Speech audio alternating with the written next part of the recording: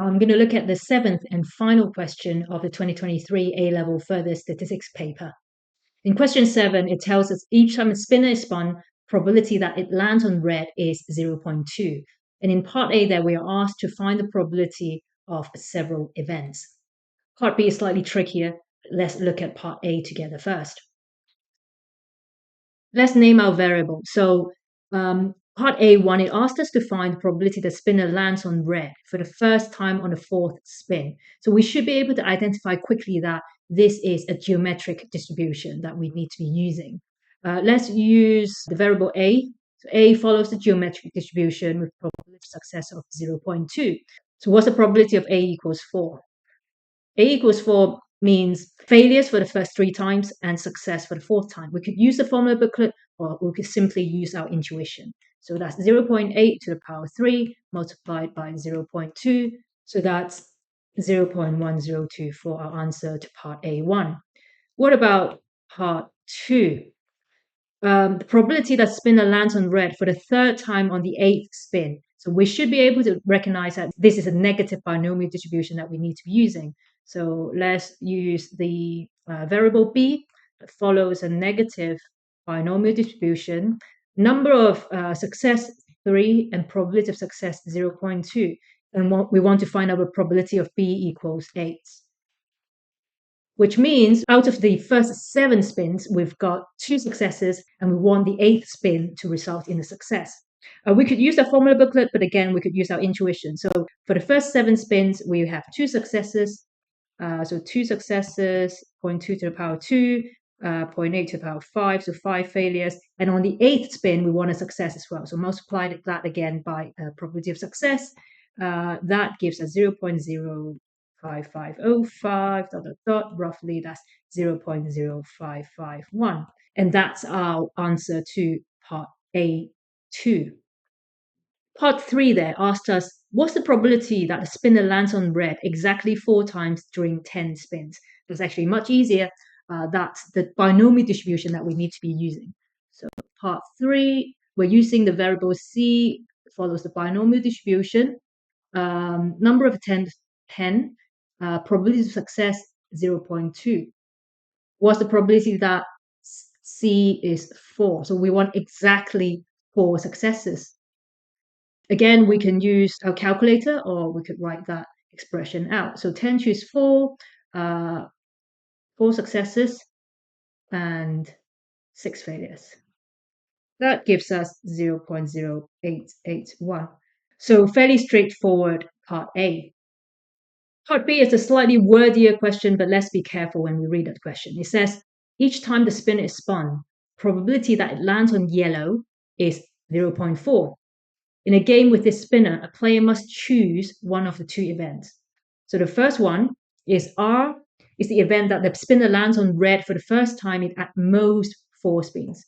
We need to highlight at most because we don't want to confuse that with exactly 4 spins. The second event is Y, the event that the spinner lands on yellow for the 3rd time in at most 7 spins.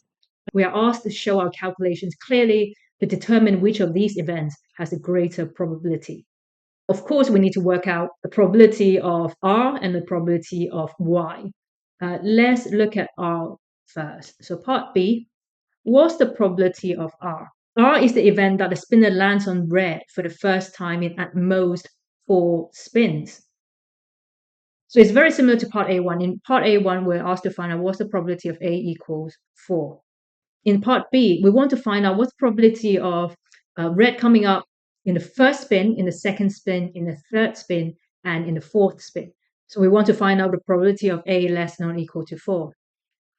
And you might be able to recognize that we can simply rewrite that as 1 minus the probability of A greater than 4. So 1 minus the probability of no successes in the first 4 spins. What's the probability of no successes? So failures for 4 times. 1 minus 0.8 to the power 4, and that gives us 0.5904. So that's the probability of R with red coming up for the first time in at most 4 spins. What about the probability of Y? Probability of Y is the event that the spinner lands on yellow for the 3rd time in at most 7 spins. I'm just going to define a new variable d. And the variable d follows a negative binomial distribution with number of successes being 3, with probability of success being 0.4. And the question says, R is the event the spinner lands on yellow for the third time in at most 7 spins. I'm interested in the event where yellow comes up for the third time it can't come up for the third time in 2 spins, so don't need to worry about that. But I'm interested in when yellow comes up for the third time in 3 spins, for the third time in 4 spins, for the third time in 5 spins, in 6 spins, and in 7 spins. So it's very similar to A part 2, except that the parameters are slightly different. So the probability of Y is simply the same as the probability of the less than or equal to 7, because D is the event where 3 yellows come up, and we want 3 yellows to come up in at most 7 spins. So that is the same as D equals 3, D equals 4, D equals 5, D equals 6, etc., up to D equals 7. 6 plus 3 of D equals 7. So 3 successes in 3 spins is 3 successes. And then we use the formula for negative binomial distribution to evaluate all the other probabilities. That equals 0.580096.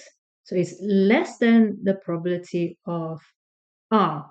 So to answer the question, R has the greater probability. There's actually a simpler way to work out the probability of Y. Instead of looking at it as a negative binomial distribution, we can define E to follow a binomial distribution with 7 attempts and probability of success being 0.4. So what's the probability that we want to be expressing? The probability of Y, the probability that the yellow comes up for the third time in at most 7 spins is, out of 7 spins, we want yellow to come up 3 times, 4 times, 5 times, 6 times, or 7 times. So that's the same as saying, what's the probability of E being greater than or equal to 3? Rewriting that, that's 1 minus the probability E less than or equal to 2. And we're able to find out this probability from the tables, instead of having to write out all the probabilities of the negative binomial distribution as we did on the right-hand side of this page. We actually have the probability in our formula book as well. So n equals 7, probability of 0.4. What's the probability of x less than or equal to 2? And that is 0.4199. 1 minus 0.4199 is 0.5801, which is the same as what we found here using the negative binomial distribution, and we get to the same conclusion.